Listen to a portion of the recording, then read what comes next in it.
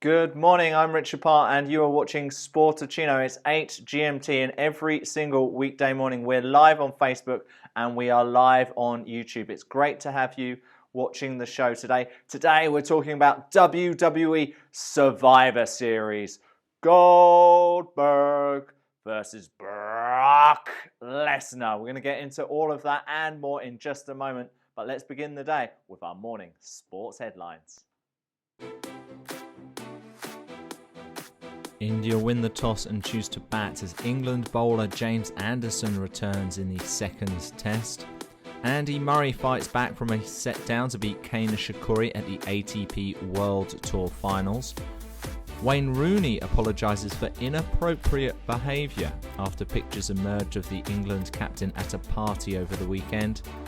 And Barcelona agree a 5-year, £47 million shirt sponsorship deal with the Japanese internet retailer Rakuten. Well, today's show is not brought to you by anyone. Today we're sponsor free. We're bringing this out of the goodness of our own hearts. If you would like to help support our show, just go and send us an email, sportsdesk@sportuccino.com. Also, if you'd like to support the show, don't be afraid to buy some of our merchandise. It's at sportuccino.com. We would love your support. All right, the second test between England and India has begun, so let's get a quick update.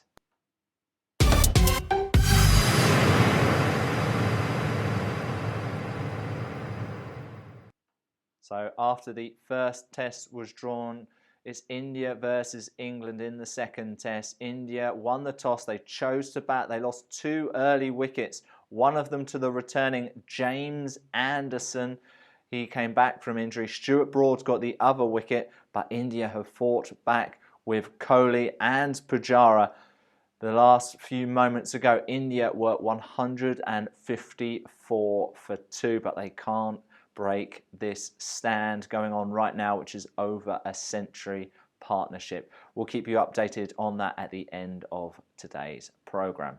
All right, if you have any questions related to cricket, related to wrestling, related to any of the big stories in our morning headlines, what do you think of Wayne Rooney's behaviour and his apology? What do you think of everything that's going on at the O2 at the ATP World Tour Finals? Please get involved in the comment section on Facebook.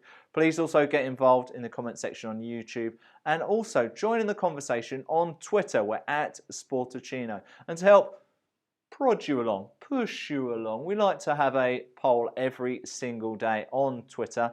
And let's have a look at the result of yesterday's poll. And we were asking, does Gareth Southgate deserve to be the next England manager? Does Gareth Southgate deserve to be the next England manager? And 75% of you, that's a big number, saying, no way, Jose, he doesn't deserve it. Remember, he got 2 draws out of those 4 matches. He did win the other 2, conceded 2 late goals against Spain on Tuesday. Remember, Roy Hodgson won all of his qualifying matches for the last tournament, but 75% of you think he should get the job. All right, that leads us to today's poll, and our guest will be with us in just a moment because he's going to be talking about WWE Survivor Series, what I like to call one of the traditional Big 4 pay-per-views. And it's normally where there'll be a team of 4 taking on another team of 4, and there's quite a few of these traditional Survivor Series matches happening at this year's event, but it's going to be headlined by Goldberg versus Brock Lesnar. So let's have a quick look at today's poll. We are asking, who do you think will win at Survivor Series? Will it be Lesnar or will it be Goldberg? We'd love to get your thoughts on that.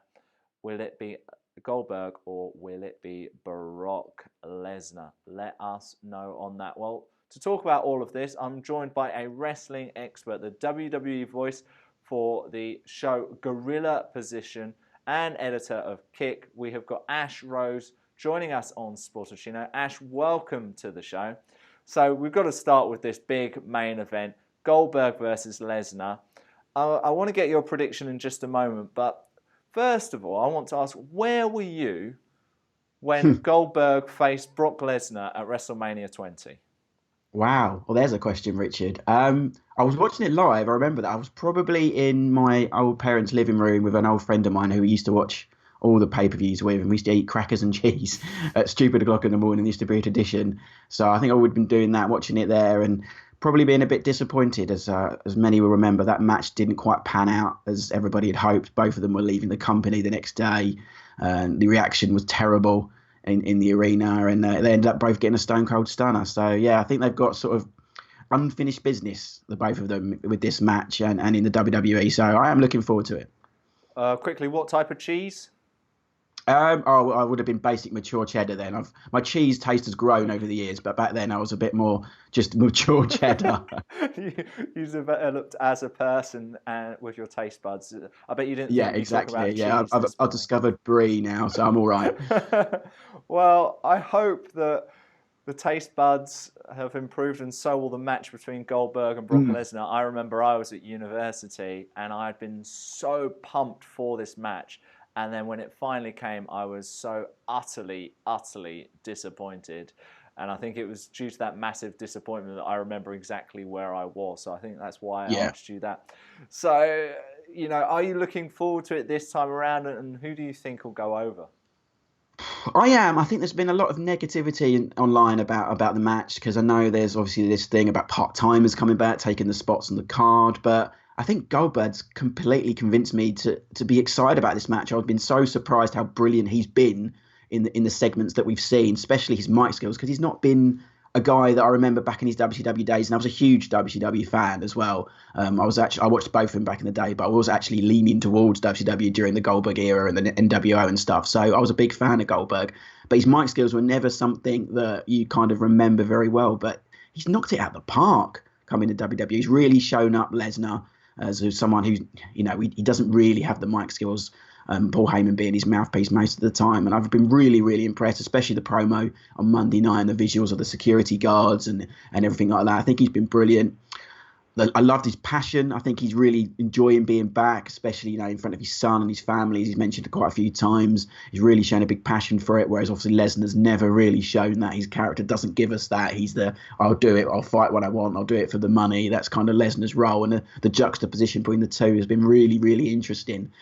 As for prediction, I just can't see Goldberg going over. I'd love it. I would absolutely. I think it'd be brilliant. I'd like to see him get an extended run, but I think Brock's in this kind of run where he's unbeatable, and it's going to take someone who's going to be more longevity in the company somewhere down the line to eventually slay the beast. So I think Goldberg will give it a big go. I think it'll be a big kind of opening, see him do big power moves, but I think eventually, I think Lesnar will come out on top. I've got a bad feeling we're not going to get a clean finish on this one.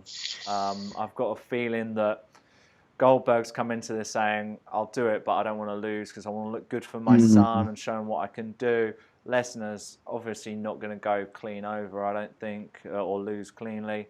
I can see them just brawling all over the arena or something ridiculous to get stopped. A bit like what you had with Randy Orton, albeit that was a yeah. TKO. But I can imagine something where they just pummel themselves and then it'll just set up for a rematch. And it wouldn't surprise me if that could happen at, if not Royal Rumble, then potentially a WrestleMania. Yeah, it's a possibility because you do wonder if Goldberg's coming back just for one match. Would he really want to lose it? I don't know if they've thrown in a Hall of Fame kind of carrot to him, saying if you lose this match, then we'll put you into the Hall of Fame in January. Maybe that's something, but it'd be disappointing for him, I suppose, to lose in front of his son for the first time in 12 years. I know there's the Shane McMahon element because I know there's a lot of rumours with Brock and Shane at Mania next year. I don't know how that would play into the current storyline, but it won't be below for long that we're in WrestleMania seasons. The seeds are beginning to be sown in terms of matches. We saw The Undertaker come back on Tuesday as well. So that means there's a road for him for WrestleMania. So yeah, I can completely see that happening, Richard, and a rematch on the cards. But that may be the best way, at least initially, to appease both Goldberg and Brock. All right, let's have a look at the rest of the card. Let's work from bottom back up towards the top. Mm. Cruiserweight title match, Brian Kendrick versus Kalisto. If Kalisto wins, the whole Cruiserweight division will go to SmackDown. Are we expecting that to happen? I'm quite torn on this. At first, especially with 205 Live going on a Tuesday night, I was going, "All this, is SmackDown's going to have the cruiserweights? It's a simple from a production point of view. That's the way that it should go." And then I've started to think about Raw's 3-hour show that we know a lot of it drags at the moment, which show taking away the cruiserweights as well. I don't know what they're going to fill it with. And we're going back to things we didn't really want to see, before they introduced the purple ropes and everything. And I think we could see cruiserweights on Monday and cruiserweights on Tuesday. So I am leaning now towards Brian Kendrick, but it could go either way, which is a lot of these matches, which is fantastic to watch on Sunday. I like a card that you don't really know what's going to go on. Survivor Series is one of my favourite pay-per-views as well. So it could go either way, but sticking my neck on the line, I think Kendrick might sneak this one. Okay, so the other match where the whole landscape of Raw and SmackDown could change is for the Intercontinental title, The Miz taking on Sami Zayn. Now, I got really excited at the thought of Dolph Ziggler versus Sami Zayn. And obviously The Miz has now beaten Ziggler for the title on SmackDown on Tuesday, changing that match. I think there still could be developments maybe on the day or even leading up to the day where Dolph Ziggler gets involved. Maybe it becomes a three-way or something like that. But for me, it's kind of mucked this match up, because I just thought Zayn versus Ziggler, almost like a dream match. Give them 30 minutes, let them do whatever they want to do. We can all enjoy it. Now I just think, all right, you're just wrapping Sami Zayn into this storyline between Ziggler and Miz. Are you looking forward to this?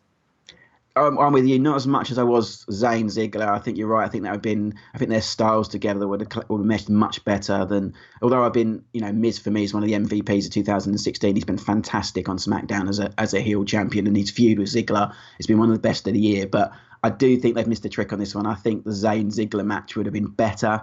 I think at that point as well, it made it a little bit more ambiguous who might win. At the moment, now that Miz has won the title, I can see him going over and keeping that on SmackDown, keeping this feud with Daniel Bryan going, which for me has to have some sort of payoff at the end of it. We've said on Gorilla Position that are we seeing Daniel Bryan back for one more match against The Miz next year, because they keep going with this. I think Daniel could be involved at some point as well.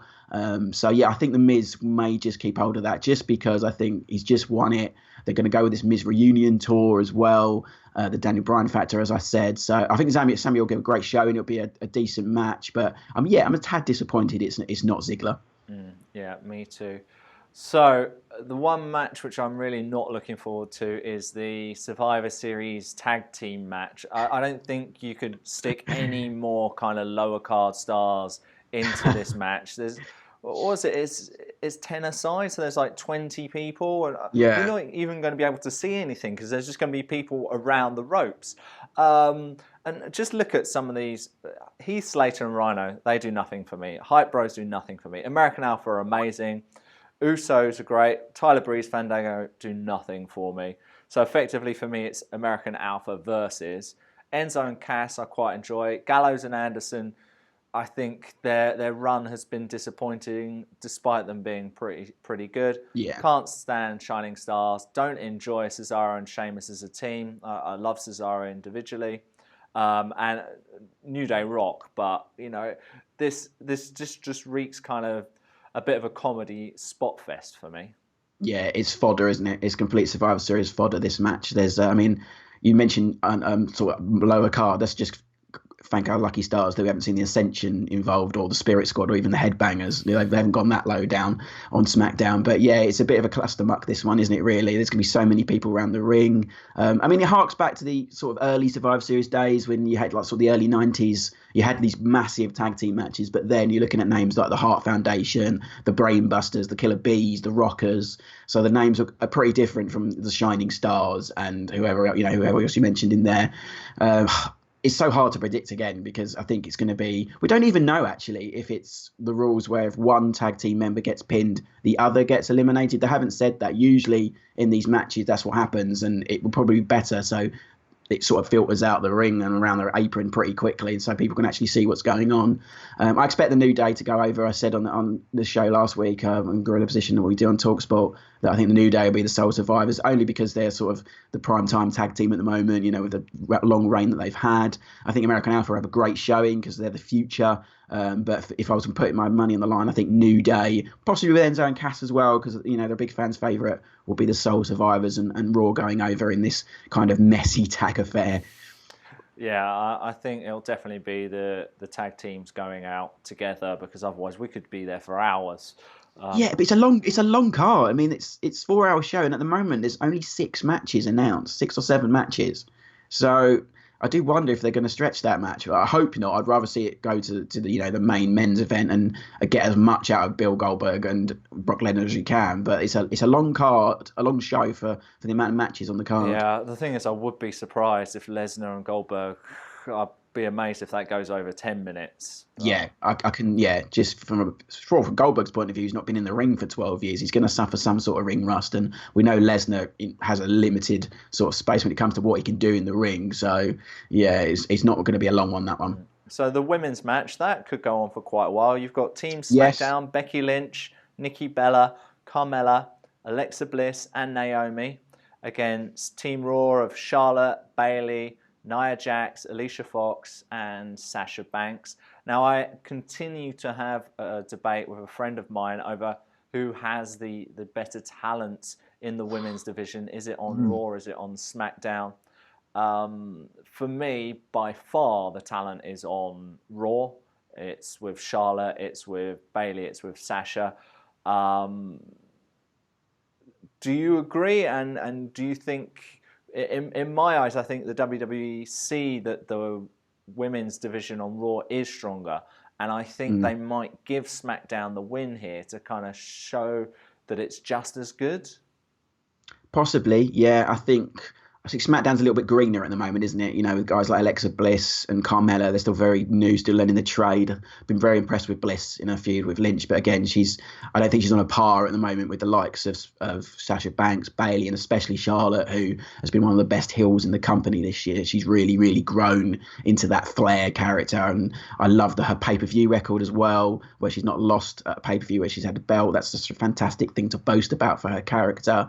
I can see the SmackDown sort of getting the sort of boost up from that, but trouble with these pay-per-views, you go back to sort of like bragging rights they used to do, and the times they've done these sort of Survivor Series matches before, they tend to give the big one to SmackDown, the men's one, just because we know as wrestling fans and people involved in the industry that Raw will always be seen as slightly the flagship show, and I think SmackDown, they like to give that boost to SmackDown when they can. So I do have a funny feeling the men might win that one, therefore the matches underneath that might go to Raw, and especially with Charlotte leading that one. So I could see Charlotte being the sole survivor, possibly with Bayley, because they've really got big things planned for her. I think those two will be feuding heading into sort of the new year and the Royal Rumble. So I can totally see where you're coming from the SmackDown, but I have a funny feeling that Raw might take this one, as SmackDown might take the men's big match.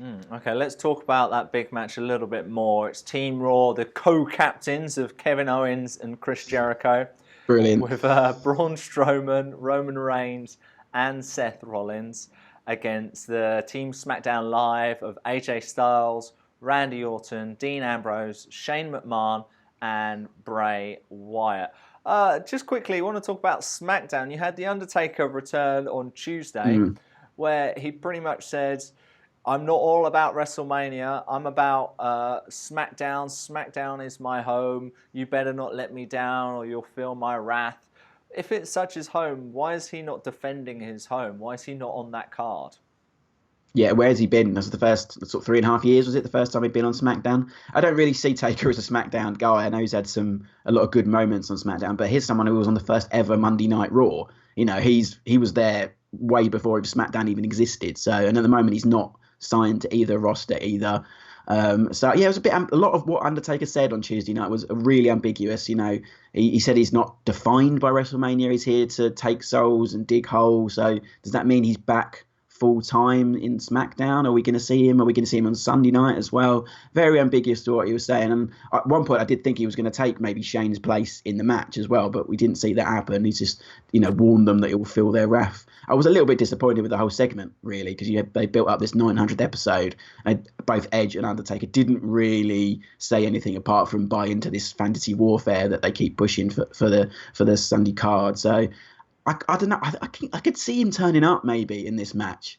and helping SmackDown. But there's so many elements that could happen. So many combustible elements in this match. People not getting on, the James Ellsworth factor on the SmackDown side, the new Wyatt family and how that's probably going to implode. There's a lot of factors that could go into this match. Yeah, and you mentioned some of those on the SmackDown side. You also got on the Raw side the best friends of Owens and Jericho. Yep. You know, drink it in, man. Drink it in. I'm disappointed you're not wearing a scarf today, Ash.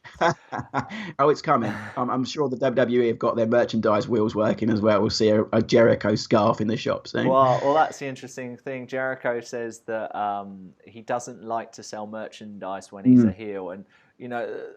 They tried 1 week where he wasn't going to put anyone on the list because they felt it was going too much, and then he's back putting people on the list. You know, eventually he's going to turn face. I'm expecting at some point Owens to turn on Jericho. I think potentially that's too soon on Sunday. What do you think? Yeah, I think it's too soon. Yeah. I think Jericho, I said it, I think it's possibly his best run. I mean, I'm a big fan of his 2008 stuff with Shawn Michaels, but he's been so good in this run with Kevin Owens. I mean, the man's got a scarf and a list over.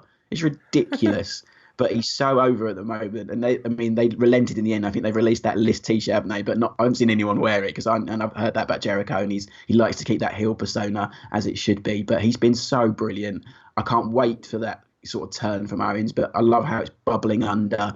Maybe the Rumble, that could be the main event of the Rumble we might see. I think it might be too soon for Roadblock, but I think we might just see it in the build to the Rumble where we see these two. It's a bit of a shame that it wasn't sort of 6 months ago, and now they're in Toronto on Sunday. You having these two main event in Canada would have been some sort of, been really massive for them.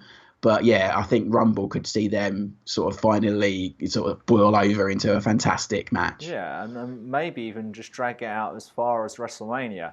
You know, if you can... People are buying into it, I think they can. Yeah, I think Kevin Owens deserves that kind of big event at WrestleMania on the main stage. Jericho can certainly bring the best out of him in that situation. I think that could be very interesting. Well, Ash, it's been so great to get your thoughts on everything to do with WWE Survivor Series. I'm pretty looking forward to it. I think it's going to be a great card. Just before you go, Ash, why don't you just give us a quick reminder of how we can continue to follow you on Twitter and social media and everything else you're involved with, please? Yeah, I'm on Twitter at AshRaceUK. So yeah, come and have a chat about all things wrestling and football. I'm an editor of Football Magazine as well, so a bit of both. And I'm also part of the, as you mentioned at the top of the show, the talkSPORT's Gorilla Position team. We're doing an actual live show as well next month, December 7th. We've got Bayley and Finn Balor in attendance, so get your tickets to go to WWEGP, come along, you can ask questions to these two guys. It's going to be a great night, and hopefully it'll be a great night Sunday as well. Survivor Series, one of my favourite pay-per-views. I'm sure it will deliver. Well, all the best for that show. That sounds like a fantastic show on December the 7th, your live Gorilla Position show. Great guests there, Finn Balor and Bayley. Ash, it's been great to get your thoughts. Thank you so much for appearing on Sportuccino this morning. Cheers. Thanks, Richard. Really great to hear from Ash this morning on Sportuccino. Now, every single Wednesday on my other podcast, The Best in the World with Richard Parr, I interview world champions, Olympic champions, former world record holders, former world number ones, basically to try and find out what they do to become the very best at what they do. Those 1% differences, those little things that they do to win those gold medals. On this week's show, I spoke to the 2008 Olympic volleyball champion, Phil Dalhausser, the American. And he was going into London at the 2012 Games as the defending champion, but he got quite a bad illness heading into that event. Why don't you have a little listen to what happened to Phil? The Best in the World podcast with Richard Parr. Doctors found 2 blood clots in my left shoulder, and I was in the hospital for about 4 or 5 days. I couldn't really do much. I couldn't really train really that hard because I was on a blood thinner, and doctors were afraid, like, if I were to, say, run into the pole and get a concussion or something, that I would, you could ultimately die. The Best in the World podcast with Richard Parr.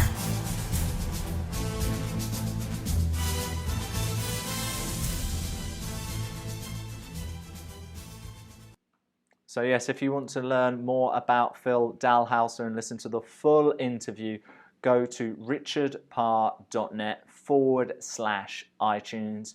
Every single Wednesday we bring out a new interview with a world or an Olympic champion, former world record holder or former world number one. And next week's episode 40, is absolutely huge. Stay tuned to Sportuccino and I'll tell you exactly who that is next week. All right, just a quick reminder that today's show is sponsor free. If you'd like to help support our show, please send us an email, sportsdesk@sportuccino.com, or perhaps buy some of our merchandise from sportuccino.com. All right, let's have that part of the day where I try a brand new sports, health, or fitness product.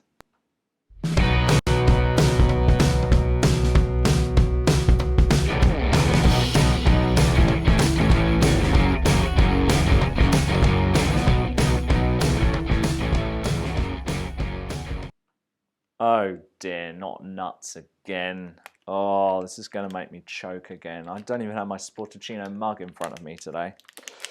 Just got a bit of coffee, Americano, black coffee, no milk for me. So today, I'm already opening it before even telling you what it is.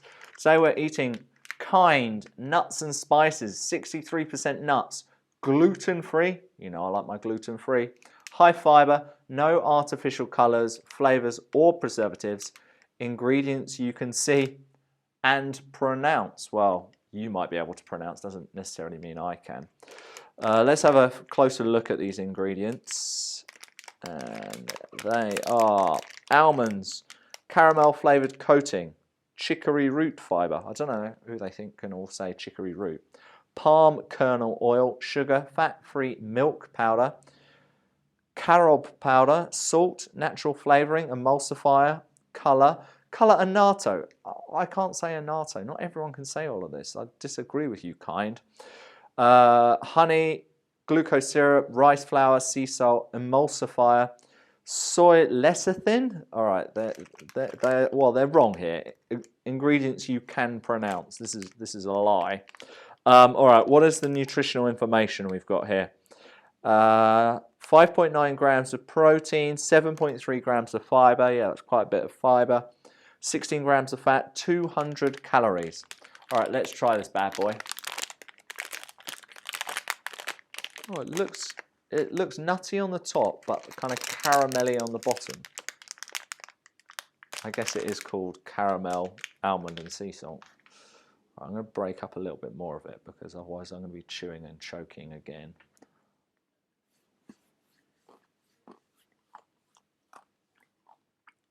That's tasty, actually. It's got that nice mix of the nuts and the caramel. It's a bit like the Snickers without the chocolate around it. It might be almost a little bit too salty. I should probably eat some more, but I won't because that's going to cause trouble. Just have a quick sip of coffee here. Just give me that bit more energy. But yeah, that's not too bad. All right, that is today's product review. Go out and buy it. Kind, caramel, almond, and sea salt, nuts and spices. Pretty tasty. All right, we are running out of time. Let's have a quick look at the order of play at the ATP World Tour Finals today.